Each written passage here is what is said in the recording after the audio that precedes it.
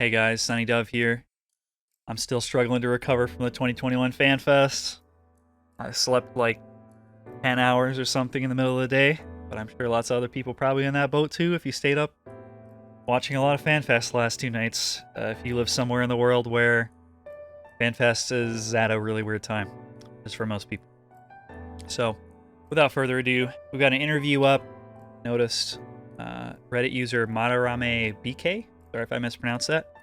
Translated this interview by GamerJapan, interviewing Yoshi P about the Reaper job, primarily, looks like. And I haven't seen anybody post anything about this yet, so I'm going to go ahead and share it. Maybe we can get some traction. A translated interview by Yoshida with GamerJapan. I think it is worth your time as it mentions several things about the new job and a great many things. The interview is quite long, so we'll split into two parts, the job and the story. Bear in mind that I am not a professional translator, so there might be some slight discrepancies. Obviously, this is the Reddit user talking, not me. Question 1. Please tell us what are the specialties of the new job, Reaper. Yoshida says, everyone in the community, especially the Western community, had been very vocal about the idea of using a scythe as a weapon for at least 3 to 4 years now. When we were thinking about what a new job should be, the concept of a job that not only relies solely on their own power, but something external had become a central idea. Eventually, I decided there should be an additional avatar or minion fighting for the player, and its appearance will change as the meter fills up. When someone suggested a high school syndrome-ish 1-star idea, say annotation. Let's see. Maybe this is like an anime or something. I don't know. A job where its power gets increasingly more intense as the battle goes on. The idea was immediately agreed on by the whole team. It is easy to visualize how something like this would look, so it was easy for the design team too. Oh, here's the annotation. It wasn't at the bottom, it was below the question immediately. Basically, a term used to describe high schoolers undergoing puberty trying to act cool with angsty poses, like covering one of their eyes, etc., pretending they are trying to suppress their inner power. What? What? Alright. Kind of funny. Question number 2. The idea of using a scythe as well as the collector's special Death Scythe weapon seems to draw a lot of reference to Final Fantasy XI. Is there some intention to please the fans that have played 11? Yoshida replied, we are still adjusting the movesets, but a big part of our team had also taken part in Final Fantasy XI's development. So for sure, there's going to be some level of paying respect to it. I think our team had been doing a very good job at modifying and implementing old material and making necessary changes to it. We don't want something that feels like an incomplete version of what people come to know in Final Fantasy XI. But on the other hand, it will not be right if it is just the exact same thing. We want fans to look forward to the balance of old material and new inspiration. Alright, so yes, they're paying respect to it. But they also, on stage at FanFest, like low-key dissed 11, said, oh, we had to glam up the old Death Scythe a little bit. So, a little bit of low-key flame. Kinda. Next question. You mentioned something about filling a special meter and going into something like a possession mode. Can you tell us more about it? Yoshida says, I don't want to say too much as we had not finalized everything and it is still subject to changes. Attack will fill your meter and you will be able to transform into possession mode at your will. Something like that. But really, we are still testing if that's the best way to implement jobs, so please just take that as a concept for now. Next, we have seen avatar helpers in the game already, avatar or summoner using the pet sim system, as well as machinists summoning robots. Is Reaper going to have a different system? Yoshida says, yes, it will be different. It will not be a pet. It is part of the design philosophy of the game that each job will have a different playstyle, so this job will be different as well. We keep this concept in mind when designing the Reaper. Will Reaper be a pure DPS, or more of a support DPS? I don't like this. Let's see how he answers. Yoshida says, we have pretty much decided on that already, but we will share that information as a later date. What does that even mean? Support DPS? Pure DPS? I mean, I guess they're asking, will it have utility? Is it going to be Black Mage Samurai, or is it going to be Dancer? Most jobs have at least a little bit of support, except for Black Mage and Samurai. But ultimately, you're giving damage either to yourself or damage to the team. Kind of the same thing. Similar. Next question. Will Reaper have more than one minion to aid them? At the moment, Final Fantasy XIV had pushed our system storage to the max in terms of players and movement and graphics. When we told the designers about summoning multiple minions, they were really pissed and told me that we must change it to one minion no matter what. Laugh. And being honest, merging the minion with the player's character in special mode actually makes it easier to maintain in terms of system graphics storage. We want players to really look forward to the merge system. That is really cool. I agree. We put a lot of effort to ensure all races' identities and personalities will stand out even when they're in the special mode. Next question. Vieira Male was announced. Is it in an FF11 or not 11? Is it an FF14 original design? Yoshida says yes. We have decided we aren't going to introduce any more races when we introduce the 2 new races in Shadowbringers. Of course, I would love to have more races in the game, but this is pushing the system and forces it to calculate and deal with more assets. With that said, players from all over the world have been asking for more beast-like races similar to that of Mikote. I cannot stress how hard it is to put 2 races in one expansion, but I consulted with the graphics design team. They said I will give it a try if Yoshida-san really wants to do this, but it is not realistic to do 2 races at the same time. As we begin to look at what races to create, we notice there is an overwhelming amount of FF12 lovers asking the question, can this really not be done?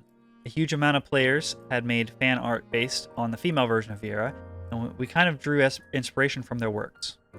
We really wanted to add female Hrothgar at the same time, but ultimately had to push male Vieira out first with the promise of Hrothgar coming later.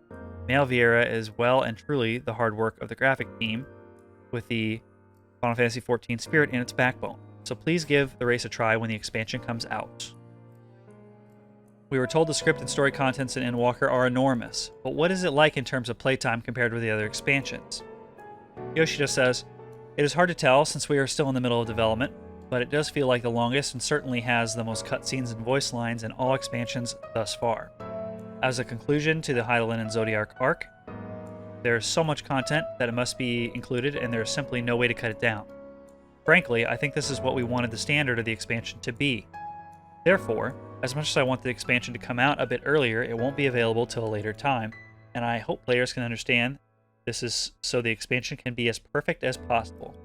Please look forward to it. Truth be told, when we were introduced to the quest system in 5.0 and let the Scion members join the dungeon with you, it had never occurred to me that you will need a character that can play as any class to make the system work properly, and that would mean a Scion member had to always be Warrior of Light's always be by? I think is what they mean. Had to always be by the Warrior of Light's side, story-wise. You can't do that anymore now, and that was a slip-up I hadn't thought about. I have been delegating jobs to lower-level management and only examined key parts, and that had been working very well for us in terms of reducing my workload. But as we reached Shadowbringers, it became apparent there is too much to the story, characters, and system for us to monitor. Things had become overly redundant. This expansion intends to clear all the untied knots and hence all manner of NPC will reappear. Please look forward to it. Interesting. Wonder what that means for changes to the trust system. Potentially. Next question. We see one of the 7 great Wyrms. Virtra? I think Estinian pronounce it. Virtra? We always called it Virtra in Final Fantasy XI. It was a boss there. Virtra is in the trailer. There is also a confirmation that we will see Tiamat appear in patch 5.5. Does that mean we will see all 7 and there will be a conclusion to them? Yoshida replies, there is going to be somewhat of an end to the situation with the dragons. However, that doesn't mean I intend to force all 7 to appear. The relationship between man and dragon is an indispensable part of the story, so we thought it only makes sense for one of the 7 to play a role in the ending. That part of the story will be unexpected and fans will not see it coming. Please look forward to it. Trademark. There's a lot of emphasis on the word end. Could you elaborate on what that means? Yoshida says, from a personal level, I am a creator, but also a consumer of many works. I grew up under the influence of many great works out there. I am a bit of a nerd myself, so of course, I understand the feeling of, I wish I could put this and that here, but there is a sort of circumstances. But there's all sort of circumstance. Not sure what he means here. I assume he meant he would love to do more collaborations with other licensed properties, but he can't? Maybe. Or maybe he means maybe it's just talking about like it's difficult to know when to put things where in a story. Not sure either. But to continue, to be honest, the original plan is to end the story at patch 7.0. But as I gave out 80% of the feature plot hints and Shadowbringers, I feel the tension in the story heating up just as much as our players that pay money to play the game. It just makes sense to carry this momentum and finish the story as opposed to cool it down and drag it out longer. With that, I presented everyone with the first climax of the story in the trailer. I have made it explicitly clear this is the conclusion of Hydaelyn and Zodiark arc because otherwise people will say the story is not truly going to end. Therefore, I want everyone to know the long-standing conflict between the two will come to an end. I always told the team, the end is going to be a bang, he laughs. Endwalker will be the expansion to draw an end to the long-standing Final Fantasy story. I think the ending is one of the greatest challenges of any entertainment medium, but can be done in a story-driven MMORPG. I am truly intending to carry on this work, but I really want you, the player, to see this through to the very end. We've been having this patch update system going on thus far, and you've already said the story will all end in 6.0. So what's going to happen in 6.1? Yoshi replies, of course the player and everyone's hero, the Warrior of Light, will go on to his new adventure. He'll start a new chapter in the book, so to speak. Next question. Hence the expansion is called Endwalker. Yoshi replies, to be honest, I am still thinking about the story of 6.1 as well as the central character that it will build on. I think all of this is going to be somewhat based on how epic we can make the ending of Endwalker. I feel as a product developer, I am certain that I will create the intended effect, but as the development isn't quite finished yet, it is very hard to say. I will be more certain about what to do as we make more progress. And our final question. Ooh, it's about Island Sanctuary. Are we going to get some actual information about this? I know there are a lot of people wondering. Regarding Island Sanctuary section, is it really possible to build a story and missions based completely on a single-player mode? The mode is called Deserted Island in Japanese, so the assumption is there will be no one but you in it. Yoshi says, yes, players can play this content completely on their own, and it will provide easy instructions and help players that want to invest in the life of a crafter.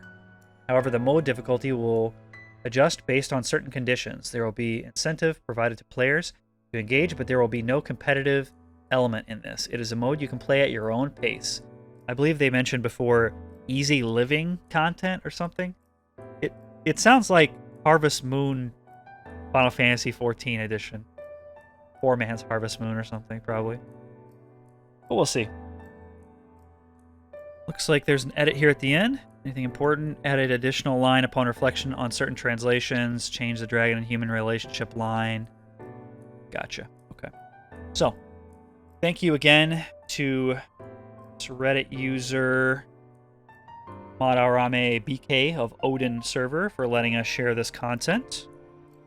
Some nice takeaways here. A little bit of information on the direction of the story. A lot of stuff we already knew. Some little tidbits about Reaper. That's really cool. I think most people kind of that have good insight into the direction I think they're going would have been able to probably guess. At least I would have been able to guess. Not to brag or anything, but I felt pretty confident they weren't going to do a pet job. It is an extension of yourself, like kind of your gauge.